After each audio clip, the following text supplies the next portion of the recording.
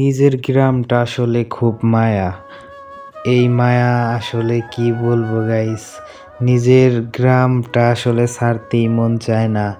তো খুব মায়া লাগতাছে, নিজের গ্রাম ছাড়লাম তো খারাপই লাগতাছে গাইস। আসসালামু আলাইকুম গাইস, আমি সোহানুর রহমান সোহান আপনাদের মাঝে নতুন আরেকটা ভিডিও নিয়ে আসছি। তো আশা করি আপনারা সম্পূর্ণ ভিডিওটা দেখবেন, এমনকি গাইস আমার সাথে থাকবেন। আর এতদিন ভিডিওগুলা কেন আসতেছিল না, আসলে কি জন্য ভিডিওগুলো আসতেছিল না, তো আজকে সব কথাই বলবো। আসলে নিজের গ্রামটা অনেক সুন্দর, ভালো লাগে। এখন আসলে গাইস একটা ব্যস্ততায় থাকি, তার জন্য ভিডিওগুলো আসতে পারে না, খুব খারাপ লাগে আমারও গাইস। তো আপনারা আমাকে বেশি বেশি সাপোর্ট করবেন। তো গাইস এখন আমি কথা বলি যে কি এর জন্য আসলে ভিডিওগুলা রেগুলার দিতে পারি না। তো আমার একটা চাকরি হয়েছে গাইস, তার জন্য ভিডিওটা রেগুলার দিতে পারি না।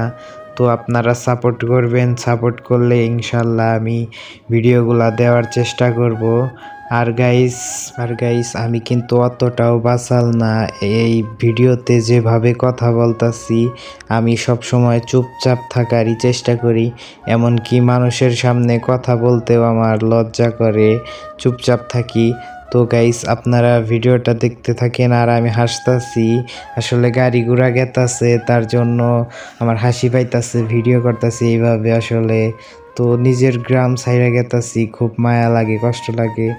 তো যেখানে যাচ্ছি আসলে আমার যেখানে চাকরি হয়েছে ওইখানেই গেতাছি, তার জন্য কই যে একটা ভিডিও করি। আসলে আমার তো ওইভাবে কোনো নাই, ভিডিওগুলাও দিতে পারতাছি না। তো আপনারা সবাই আমাকে সাপোর্ট করবেন। তো সকলে ভালো থাকবেন, সুস্থ থাকবেন। তো ভিডিও আর বেশি বাড়াবো না, তো আপনারা বেশি আমাকে সাপোর্ট করবেন। আর গাইস কমেন্টে জানাবেন এই ভিডিওটা কেমন হয়েছে।